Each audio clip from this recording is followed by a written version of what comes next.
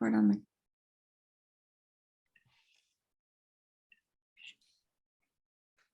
All right, fingers crossed. I tested it last night and it worked. A good trial.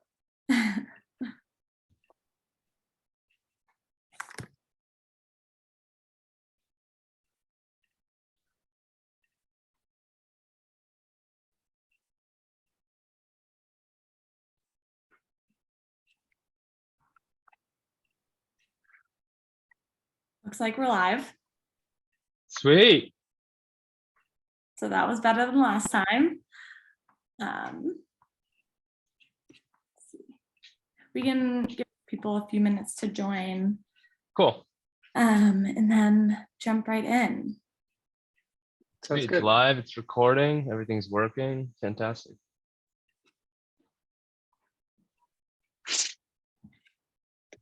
Okay. Ashley, how are those Berlin legs feeling? Not great. Very tired. Sounds about right. Yeah. I did like 9 miles this morning of 400s, which was a lot. Nice. Oh, Jesus. man, It's a lot of 400s. I that know. is a lot.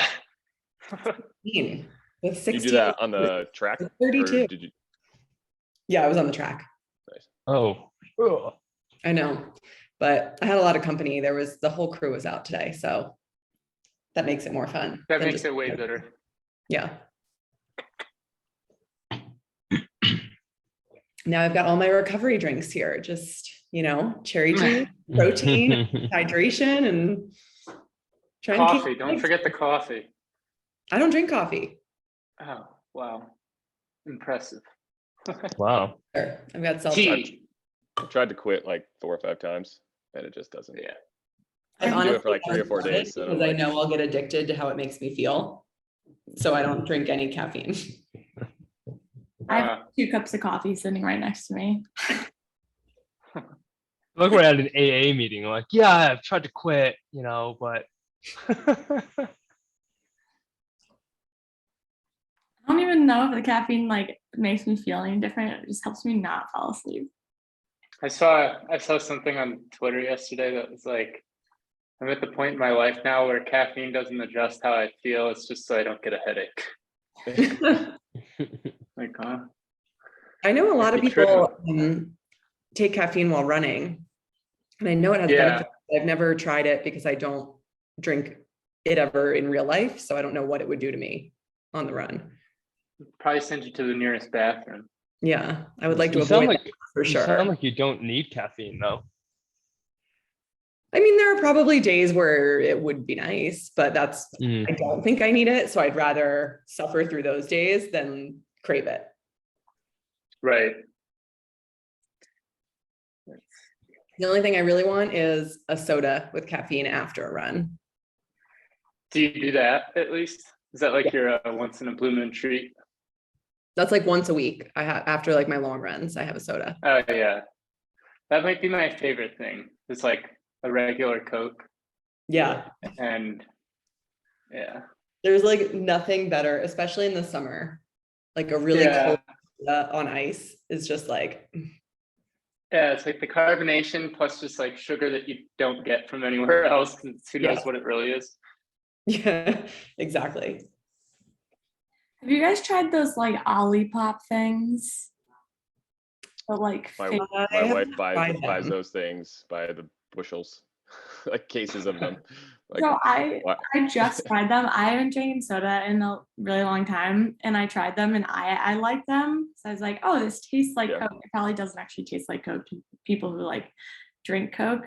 I thought they were pretty good. And Yeah. apparently, I don't really know how it works, but For a like health soda, it's pretty solid. It does not taste like. What is it called? good to know. I think they're like the Olipop. Olipop? Yeah. Yeah. Solid Yeah, $3 a take a can, look. Tim. I Right. think the last time I had a soda, like Wow. a Coca-Cola, I was like, wow, I'm drinking syrup. It tastes like syrup. I feel like I prefer Pepsi because it tastes a little less syrupy than Coke. Mm. but I'm not the minority there. I feel like most people want a Coke. I can't taste the difference. OLLI. Mhm. OLIPOP, I think. Oh, OLIPOP. Huh. All right. Well, I've never seen it. yeah, you can see it, find them at like Sprouts or Whole Foods or yeah. That's why I don't go to Sprouts. They sell them at King Supers too. Oh, Oh, do they? Okay.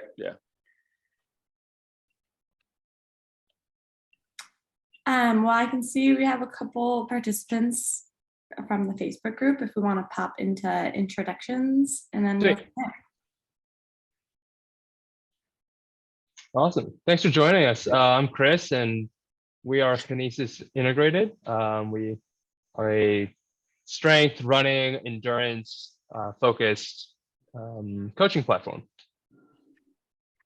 And I'll let Chris number 2 go ahead. I am Chris number 2. I mainly deal with runners here with our Kinesis platform here. Basically all ranges. And yeah, I'm going to be giving a little talk about 3 things that you could change to get out of a plateau. But I'll pass it along to Ashley and Tim for them to introduce themselves before we circle back to that. Go ahead, Tim. Okay. My name's Tim. I'm also here in Boulder. Work in-house as well as remote, working on strength and conditioning for runners and endurance athletes alike. Focusing mostly on the strength component of it. Work closely with Chris, and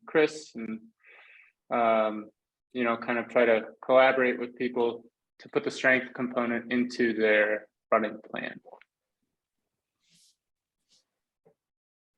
I'm Ashley. I am a running coach based in Denver.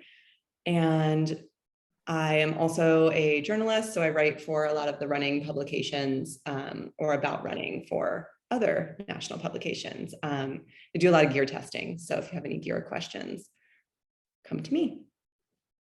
Great. Yeah, so we know most of you are ramping up or finishing out the year, or maybe thinking about getting ready for the next run of the year. So this late into the season, there's probably a lot of redundancies and things are getting maybe, you know, a little bit repetitive. So a couple of things we wanted to talk about this week. We wanted to help share some ways to break a running plateau or just keep things interesting. And another component this late into a season is staying healthy and staying strong. So Tim is going to present a little bit about some top exercises for staying strong, which will help you stay healthy. And then we'll open up some Q&A on kind of both topics there.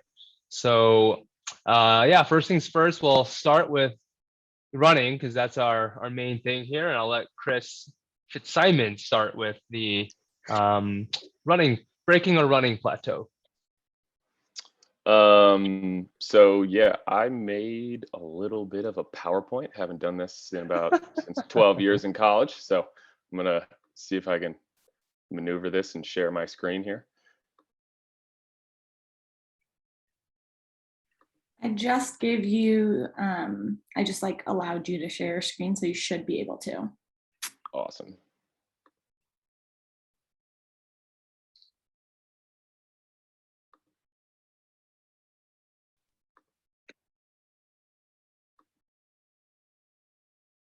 Cool. So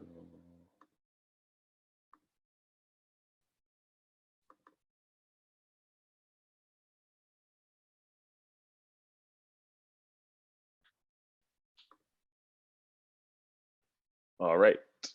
Is that loaded on your end? Can you guys see that? Yep. Sweet.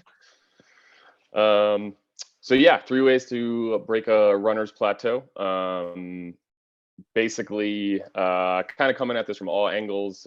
We work with a wide variety of people, like I said. So we get new athletes who are training with other coaches, or we get new people to the sport. So basically, tried to be all encompassing here to help folks out if they're feeling a little flat and trying to switch up stimulus. So all the garbage about my life. So I was for the last 5 years, I was a Division I head cross country track and field coach.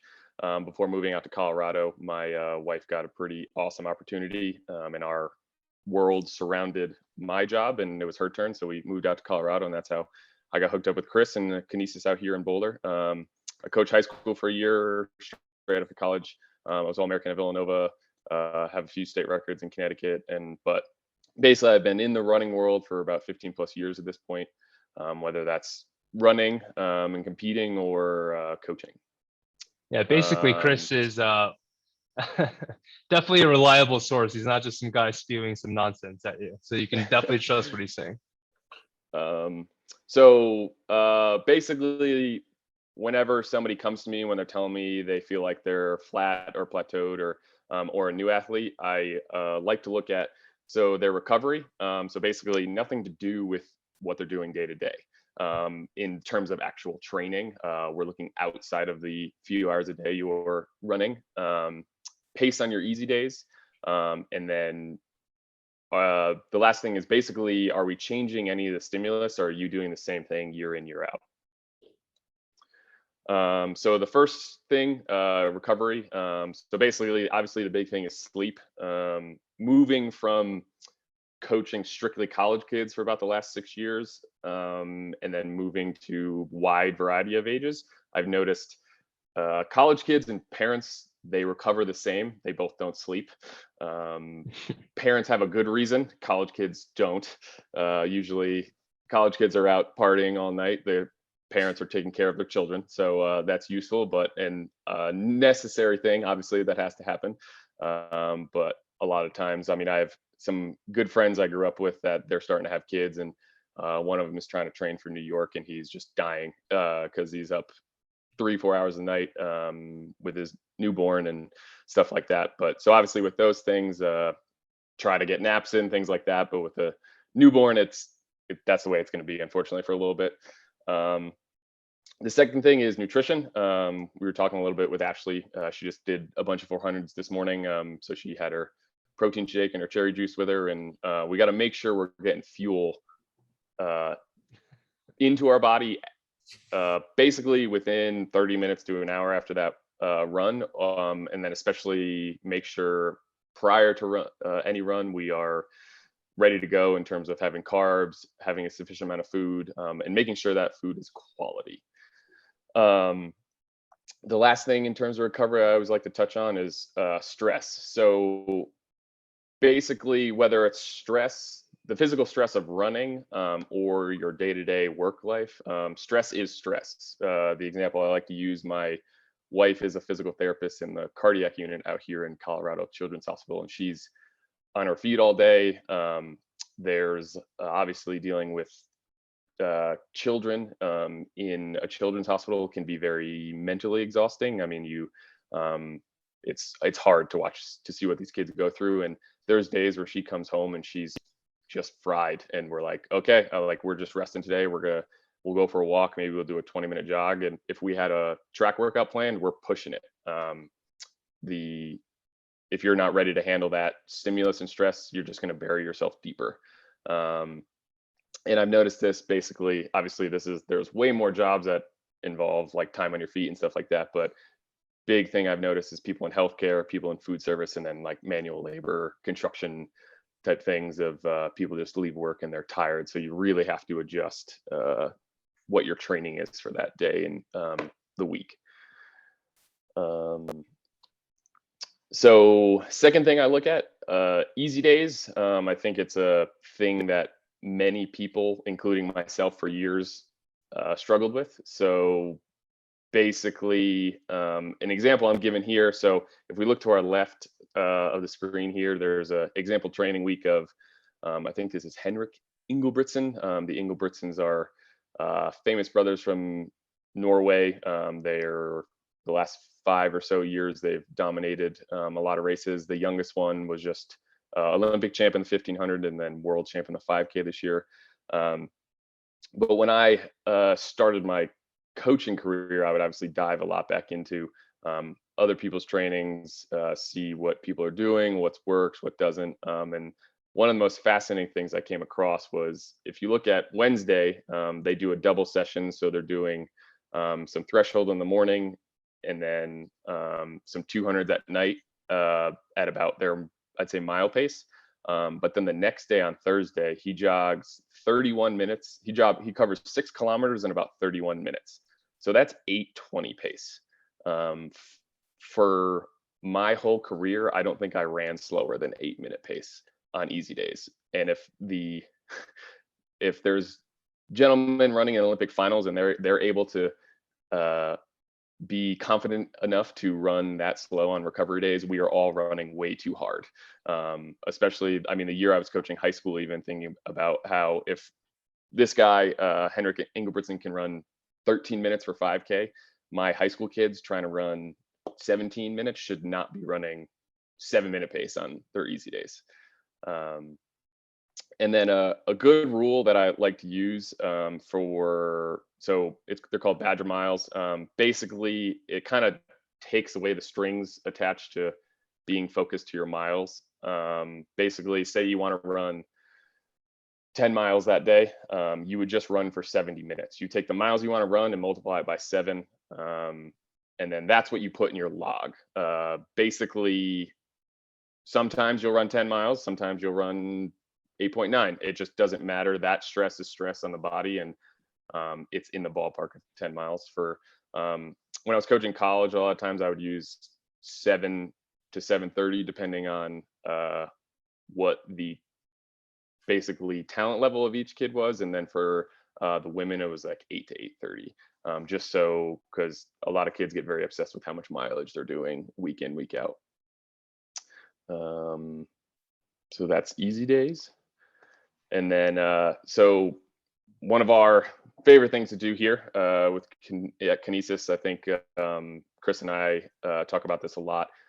In the distance running world, it's missed in the training cycles, but basically that's sprinting. A lot of times we are just purely out doing distance runs, and you get into, it creates bad habits in terms of form and economy.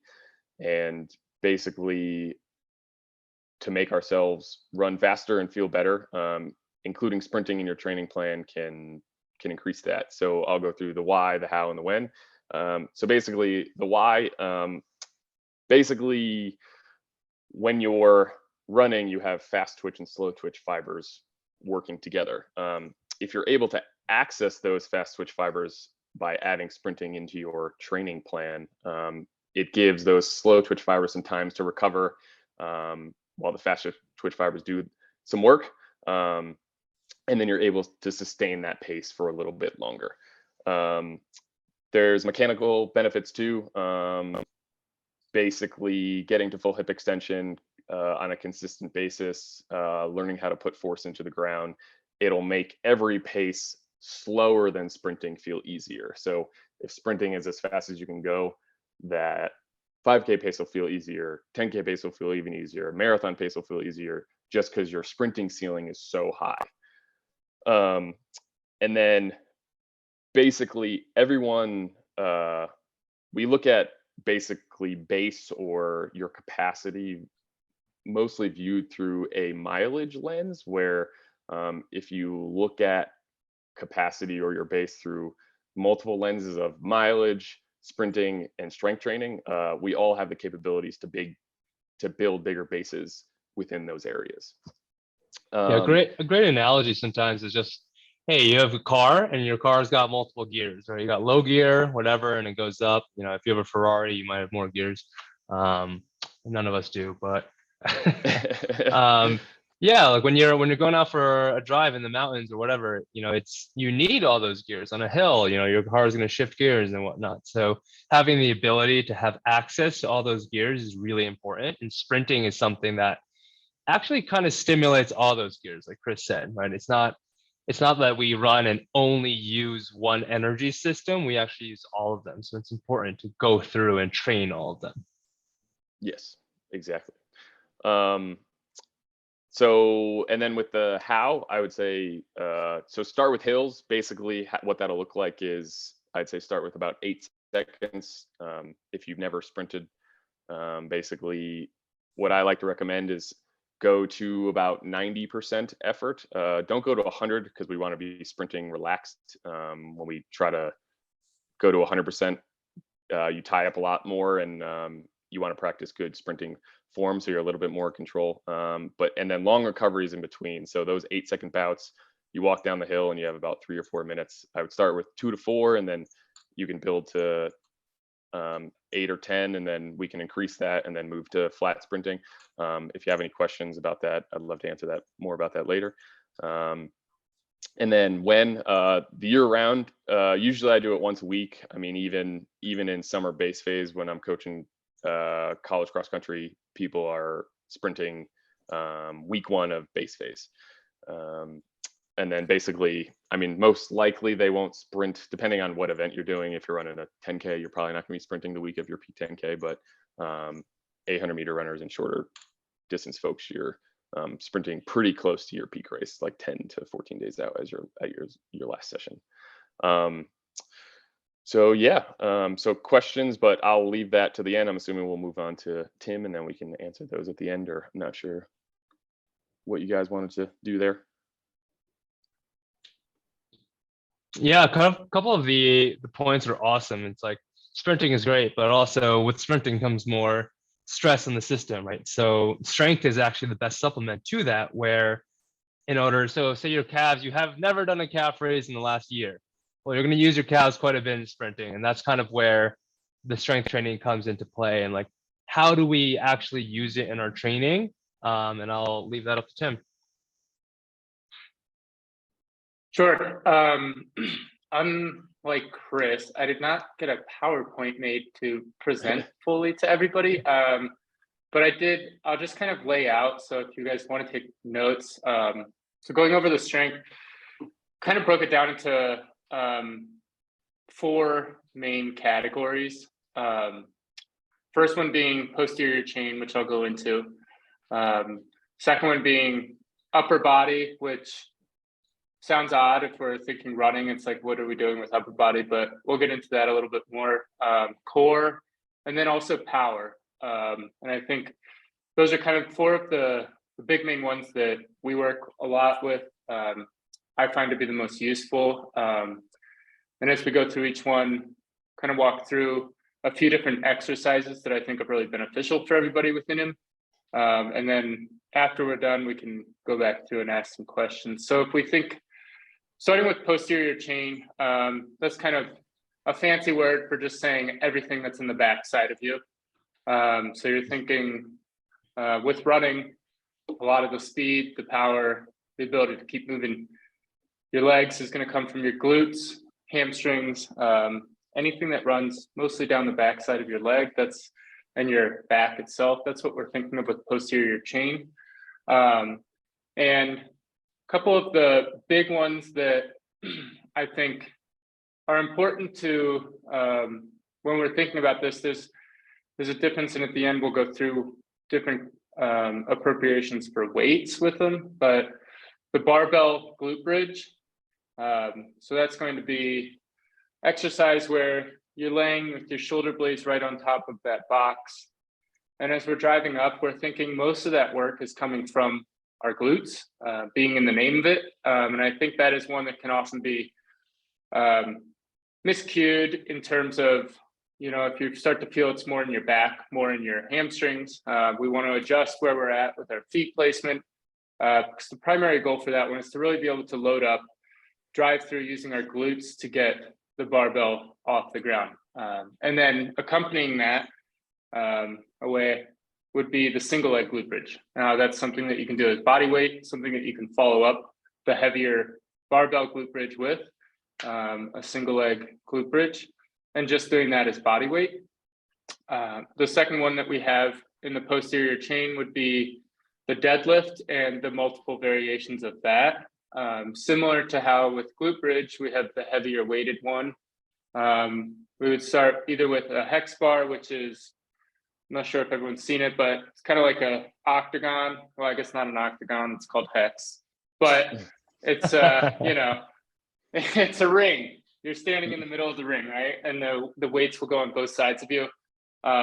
That's one option. And I think that one, particularly for people who are a little, perhaps maybe a little bit newer to strength training, maybe you don't have as much guidance with the deadlift itself, might be a safer option for runners, but also can really help target the muscles you would need to, thinking of your glutes and hamstrings. The alternative could be the straight bar deadlift. That one I tend to, you know, like to do more as like a video analysis with somebody or have them in person when we're doing it if they're newer to strength training.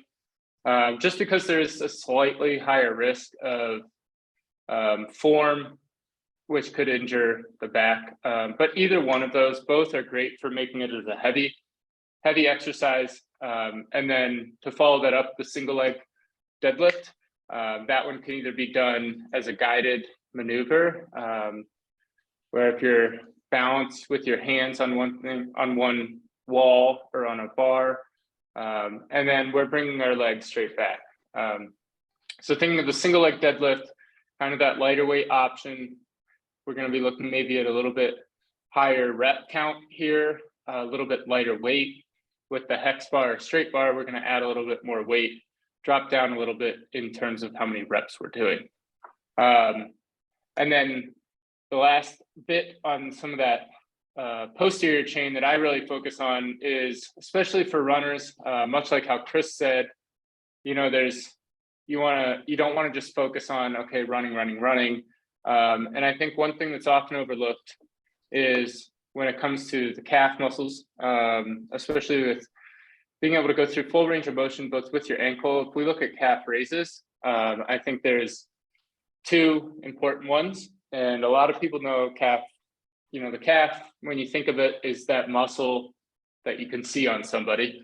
And there's actually two muscles there. And I think a really important one that we can overlook easily is the one that's deeper in your leg, and that's called the soleus. So we like to train that one by doing a seated calf raise. So if you have yourself seated, you'll notice that it's not so much the big muscle on the outside that's working, but somehow you still feel your calves are getting tired. That soleus muscle is really important for endurance. It's going to be a slower twitch muscle. So it's the one that's going to help you continue to run. But it does go hand in hand. So it's not just to say do one or the other. We want to focus both on standing calf raises as well as seated. Going back in terms of a little bit of that weight, you know, if you're doing the standing calf raises, that muscle is able to produce more power. It's going to be a faster twitch muscle. So that's one of the muscle groups that we could load up a little heavier. You could think about maybe doing some lower reps, higher weight, maybe work a little more explosively with it. And then with the seated calf raises, that's one that we want to focus, okay, let's try to get up into 12, 15, 20 reps with that muscle group. You know, really trying to think of how are the muscles that we're training? Are we training them in the way of what those muscles are meant to do? And then upper body, Chris made maybe one of my favorite one is curls, but it has absolutely nothing to do with running. That said, I will never tell someone you can't do upper body, but just thinking of when we're running, there's actually a lot of upper body that is important. And it's not to say you need to do upper body 4 days a week. But if you think about running, your posture is a big component of running. So if we think about how are we able to hold ourselves up? If you're doing a mile, you've got to have a strong core. You have to have a strong back to be able to keep yourself upright.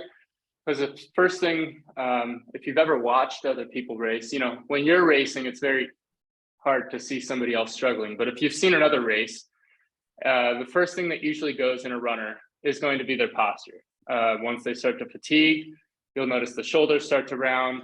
I'm guilty of this. Don't act like I haven't done this. Shoulders start to round, chest starts to lean forward.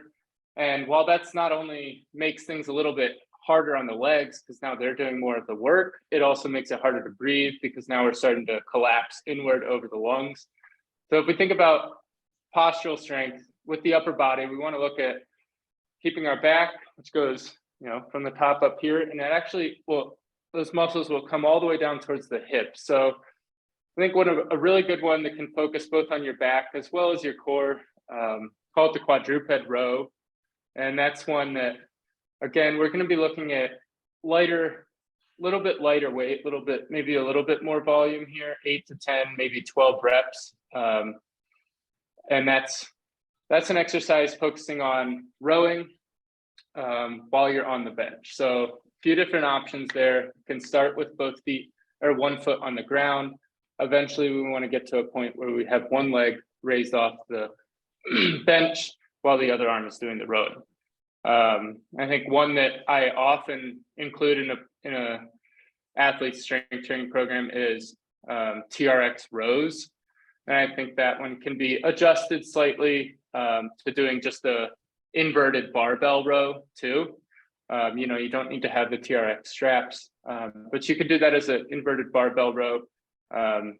That's going to require you to almost stay in a plank position, but upside down. So we're no longer using the ground as our force that we're pushing into. Now we're starting to use our core and our back to keep our hips in a neutral position, our shoulders pulled down and away, and using our back muscles as well as some of the arm muscles to help with pulling ourselves up towards either the bar or where the straps are.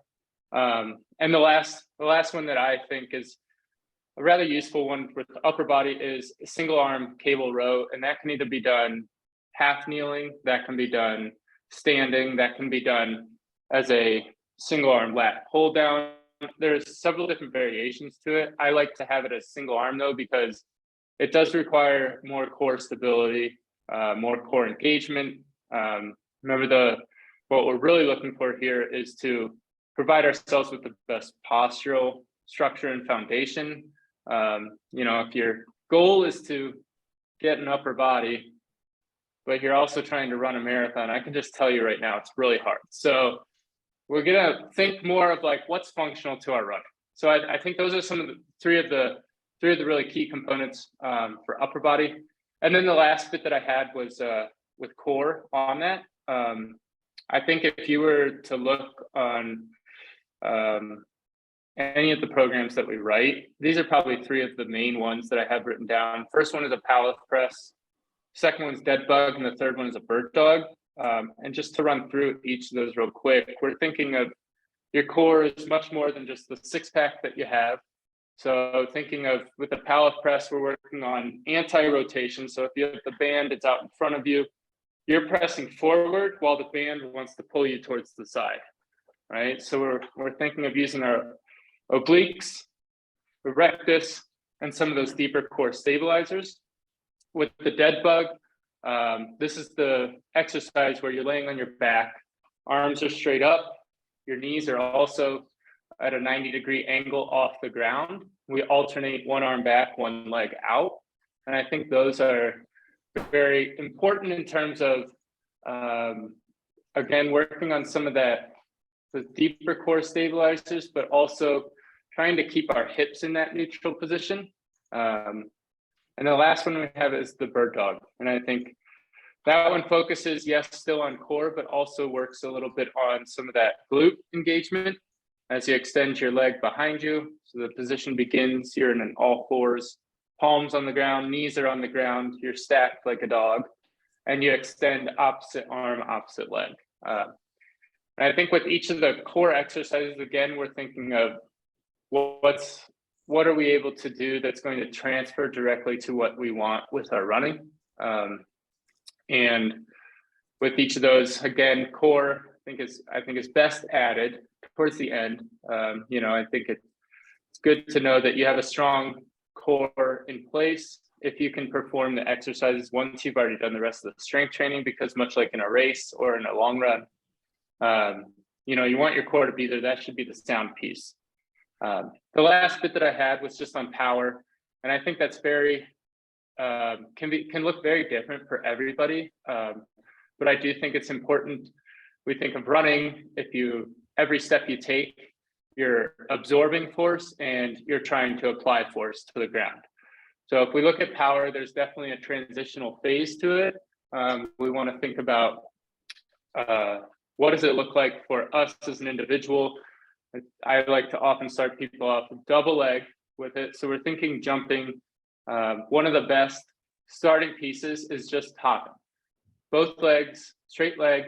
You're just jumping up and you're trying to get off the ground both quickly, but also high. So we start to think about how those tissues can adapt with time, and we can progress that. We call them pogos. We can progress those into resisted ones using a band around the shoulders. We can progress it, then we want to progress it to single leg, right? Because ultimately running is a single leg sport. So we want to be able to apply not only how can we get both legs to be doing the force, but can each leg do it individually within reason of each other. I think that's one of the important things through all of strength training is we want to be able to lift heavy, and that looks relative to everybody, but it should still apply to the same measure, going to 80 up to 85, maybe even for someone more experienced, 90% of their 1 rep max. And as you get heavier, your rep count should get lower, right? So we think about running, as Chris showed you, there was like a week training plan. If you were to look at some of Chris's, Ashley's training plans for people, it's over 12 to 16 weeks. So you build up for a few weeks and then you take a little down week, and then you build up again a little bit more, take a down week. And the same thing applies with strength training. You want to build up, you want to start with a base, deload. We call it deloading. It doesn't mean you don't do anything. It just means we take some weight off, and then we build up a little further. And as we build up, I like to make the analogy with running. Like, you wouldn't just show up, like Ashley this morning was saying, for training, she just did 400s. Like, you wouldn't show up and do 2400s week 2. Much like with strength, you're not going to show up and do a power exercises in your second week, right? So we start with strength, start with some endurance, and as we progress, then we start to add in more of the power phase, more of the explosive exercises, and then we'll start to bring it back down as we get a little bit closer towards that race day. So that way you're primed, your body has the strength to be able to apply force.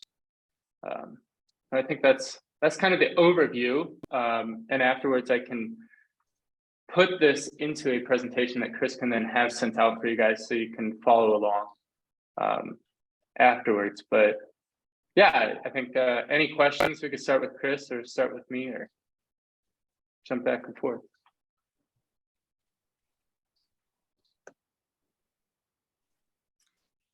Yeah, we can definitely, I can monitor questions as they come through the Facebook group. But people had commented on some questions. I don't know if on a previous post, I don't know if they're here this morning, but how many days a week would you say someone should work on their strength conditioning? I think for my recommendations, the minimum is 2. I don't see, for somebody who's training, I don't think there's a reason you would go more than 3, but I think with the caveat, 2 days is strength training, but I do like to put on, that doesn't include the core and mobility days that you'll also would have.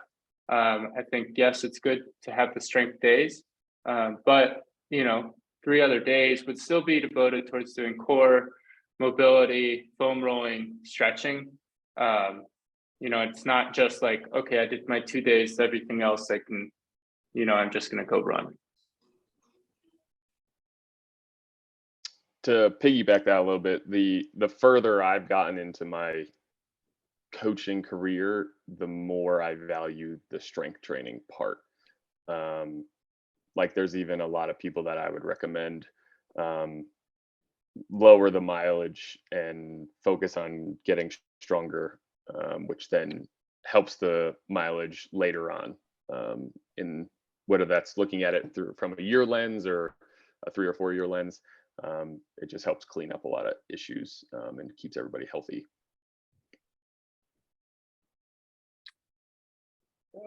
I think on that too, it's important to, I recommend people, if they have not done strength training before, sometimes it's helpful just to get in the gym a little bit before you think about when you want to start training with the running, because it can, if it's new to you, it will definitely impact how you feel.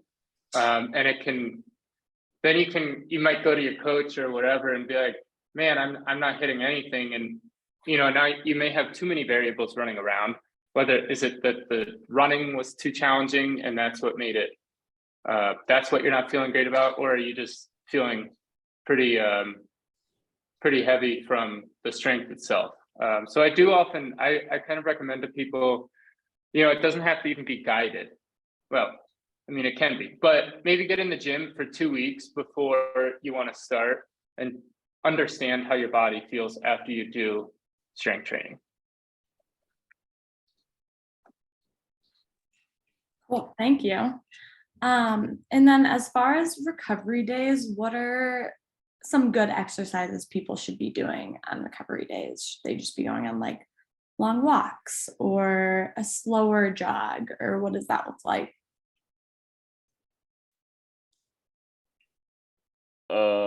I would say, so depending on kind of what your training plan looks like, I mean, I'm a big fan of just slow, easy runs that ranges from 15 minutes to an hour, depending on kind of what your training plan looks like. I mean, I have people who their recovery day is 15 or 20 minutes, and then I have people who their recovery day is 60 minutes, and it's always controlled, nothing too hard.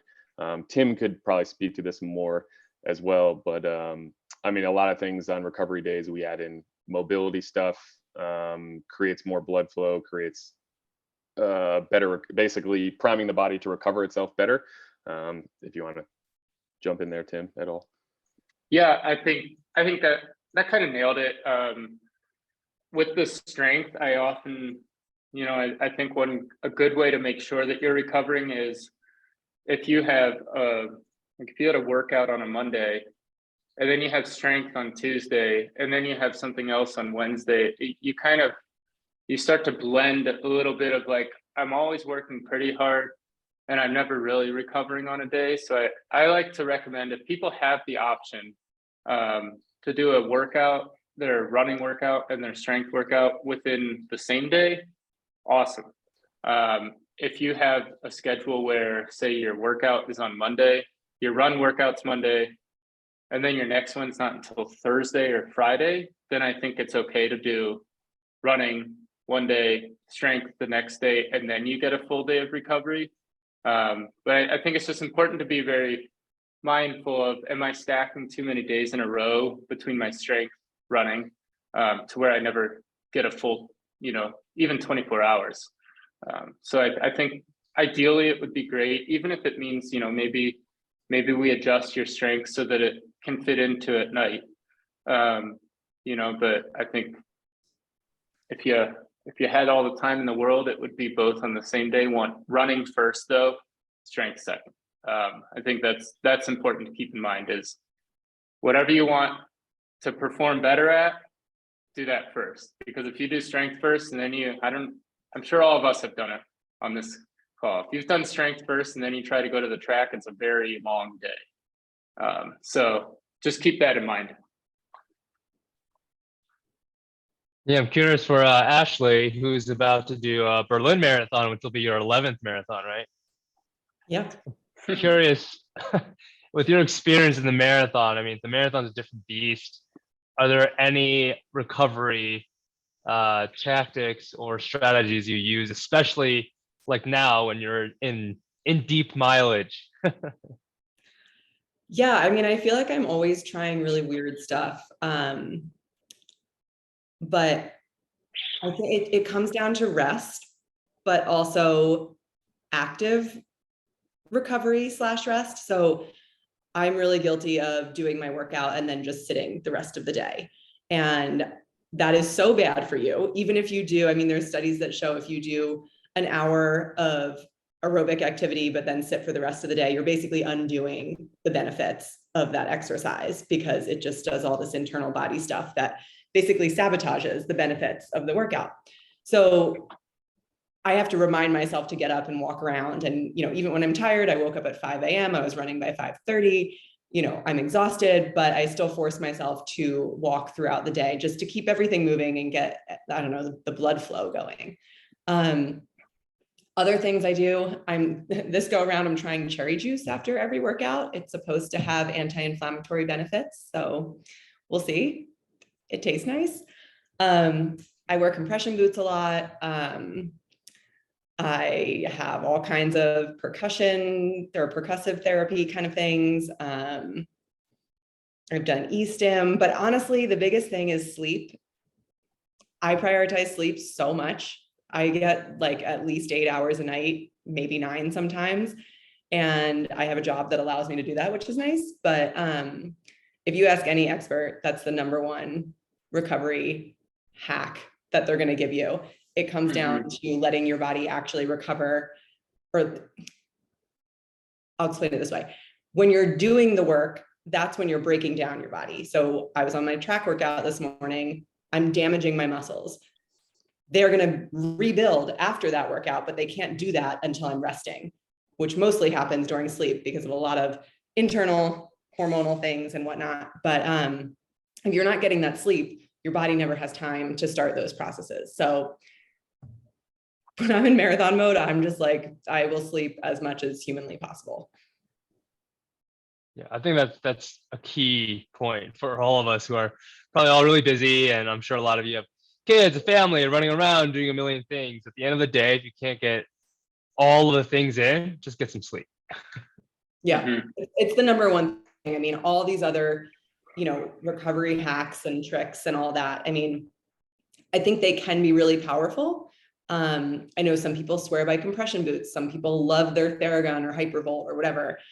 At the end of the day, if you believe that it's helping you, that is going to help you. The placebo effect is really powerful. Having a ritual, having something that makes you feel like you're doing something good for your body is going to be great. But they're not necessarily proven to actually help you recover faster. Sleep is. So yeah, it's like when you call the IT guy and they're like, well, is your computer plugged in? Sleep is kind of that thing where if your computer's not plugged in, it doesn't matter what you do, the rest of the troubleshooting. Have you shut your computer off in the past year? Yeah. I think with that too, and I wouldn't go as far as to say I'm by any means an expert, but it's worth investigating. Is Ashley's right, sleep's the #1, but like the nutrition that you take in with it, I think it can be very I think it would be remiss to say most athletes haven't gone through at least some form of like internal battle with what they're eating. And so I think that's, if you're really trying to optimize things, you don't have to get very hypercritical of everything, but it's just important to remember, like, especially as runners, like carbs are what you kind of need. Carbs and fats are good for you. And I don't want to get up here and be like, ask me more questions. I probably going to end it right there. But just knowing like that your nutrition is also like probably the second biggest thing before any of the other recovery tools. Nutrition and like on your run itself or during the strength training, like if you're doing a workout or something, like having fuel in a water bottle for you. I mean, I have to admit, this is 2022 is the first year that I have taken any fuel during workouts. And I've also done a fair amount of running myself. And so, yeah, I think it's just important to remember, like, yes, you should feel tired as you're doing a workout, but if you feel just drained after 2 of the 5 reps, maybe that's your body telling you something. And on that note, I would say find somebody who actually can give you more details, but just know that your nutrition is really important.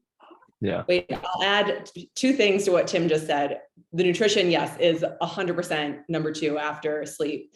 And one thing I've been doing this marathon training cycle is really trying to focus on my protein for that muscle building, so my muscles can repair themselves.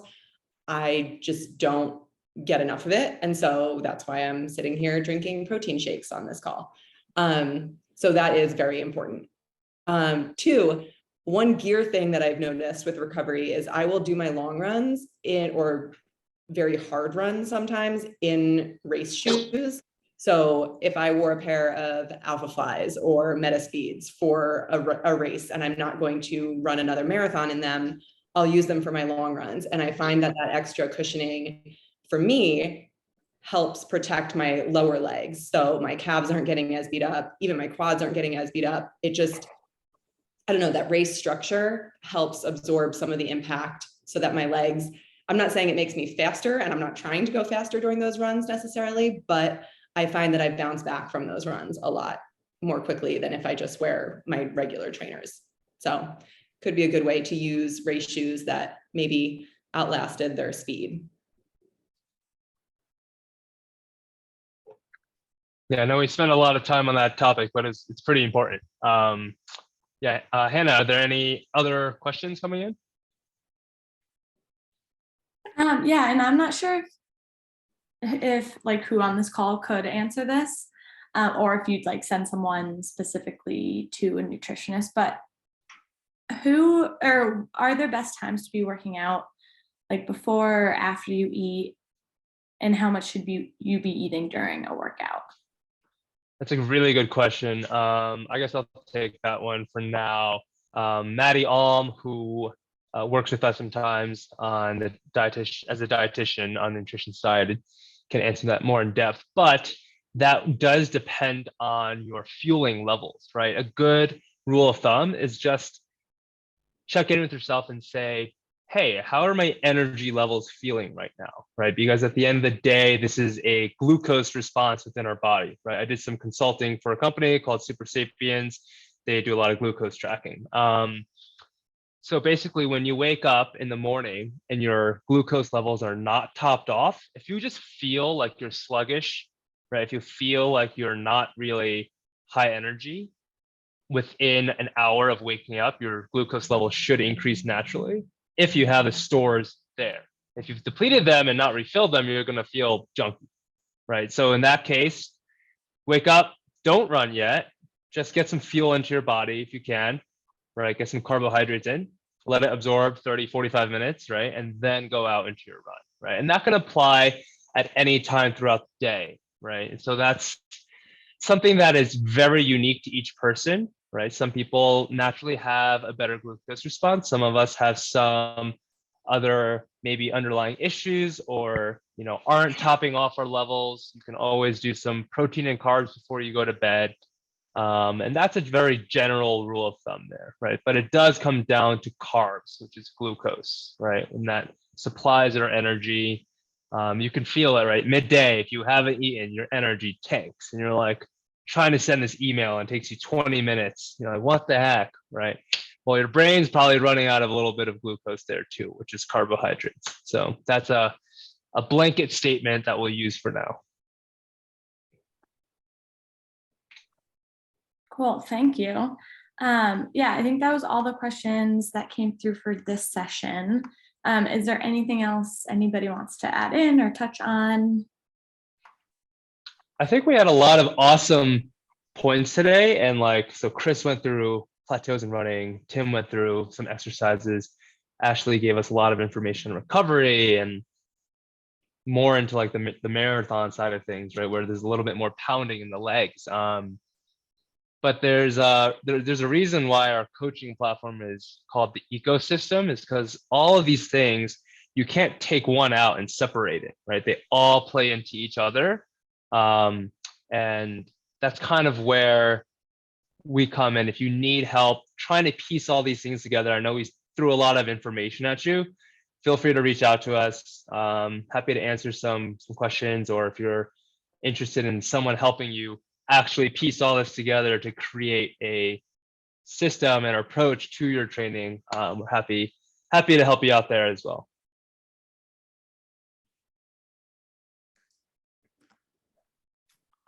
Anyone else? No, I think yeah, that kind of nails it. I think if you haven't done strength training before, it's very helpful to have someone help you out with it. And if you have done it before, but you just don't know why you're doing what you're doing, reach out, ask us questions. Perfect. Yep. Great. Well, thank you all so much. And I know we're shooting for these monthly, so Chris, we can definitely touch base on the next one. And we can send this recording around, and it'll also live in the Facebook group as well. So a few different touch points we'll have there. Perfect. Yeah, and I dropped a little comment in the underneath the live video. We talked about a lot of exercises. I just put a link to our YouTube page, which has all our exercises. You don't need to subscribe. You can if you want, but we explain all the exercises, how to do them, and we demonstrate them. Great, thank you so much. I know that'll be helpful for a lot of people. I was like on the side Googling some of the ones that Tim had. Yeah. Great, thanks guys. Thank you. Thank you.